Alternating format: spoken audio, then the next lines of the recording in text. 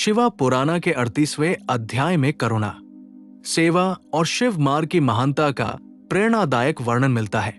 इस अध्याय में बताया गया है कि भगवान शिव केवल शक्तिशाली देव ही नहीं, बल्कि करुणा और दया के सागर भी है। वे अपने भक्तों के दुख को समझते हैं और उन्हें सही दिशा प्रदान करते हैं। अध्याय 38 ये सिखाता है कि करुणा मनुष्य का सबसे बड़ा आभूषण है। जो व्यक्ति दूसरों के दुख को महसूस करता है और सहायता के लिए आगे बढ़ता है, वही सच्चा शिव भक्त कहलाता है। सेवा केवल दान देने तक सीमित नहीं है, बल्कि मधुर वचन, सहयोग और सहानुभूति भी सेवा का ही रूप है। इस अध्याय में यह भी बताया गया है कि भगवान शिव उन भक्तों से विशेष प्रसन्न होते हैं जो समाज के कल्याण के लिए कार्य करते हैं। निस्वार्थ भाव से किया गया हर कार्य ईश्वर की पूजा के समान है।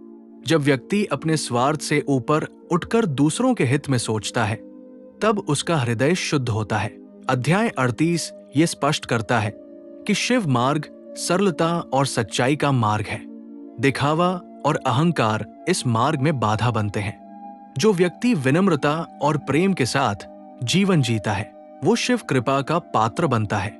ओम नमः शिवाय का जप मन में करुणा और सकारात्मक ऊर्जा उत्पन्न करता है। इस अध्याय में ये संदेश भी दिया गया है कि सेवा और भक्ति के संगम से जीवन में सच्ची संतुष्टि प्राप्त होती है।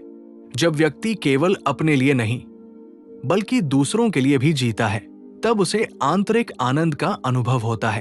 अंततः अध्याय 38 ये सिखाता है कि करुणा और सेवा ही शिव भक्ति का सार है। जो व्यक्ति अपने जीवन में इन गुणों को अपनाता है, वो समाज में प्रकाश का स्तंभ बनता है और शिव कृपा से परम शांति प्राप्त करता है। यही इस अध्याय का मुख्य संदेश है। करुणा अपनाओ, सेवा करो और शिव मार्ग पर चलकर जीवन को महान बनाओ।